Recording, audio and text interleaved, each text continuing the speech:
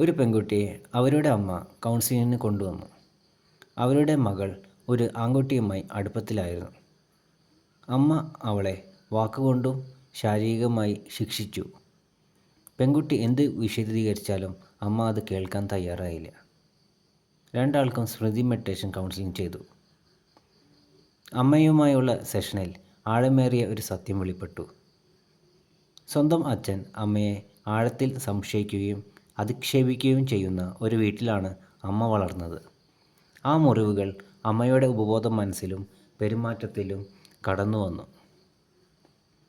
അവർ അറിയാതെ തന്നെ അവരുടെ പിതാവിൻ്റെ ആക്രമണവും അവിശ്വാസവും അനുകരിച്ചു.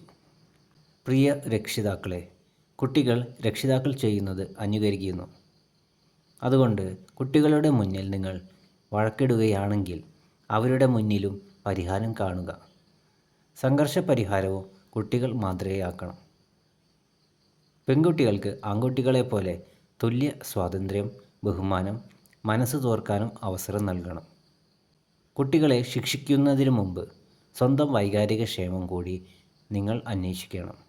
പലപ്പോഴും പാരമ്പര്യം എന്ന് വിളിക്കപ്പെടുന്നത് വാസ്തവത്തിൽ പരിഹരിക്കപ്പെടാത്ത വൈകാരിക പ്രശ്നങ്ങളാകാം. മൈഗ്രെയിൻ, ഉത്കണ്ഠ അല്ലെങ്കിൽ ബന്ധങ്ങളിലെ പ്രശ്നങ്ങൾ തുടങ്ങിയ വ്യത്യസ്ത രൂപങ്ങളിൽ അവ പ്രത്യക്ഷപ്പെടുന്നു. ആത്മപരിശോധന സാധ്യമല്ലെങ്കിൽ വിദഗ്ധ സഹായം തേടണം.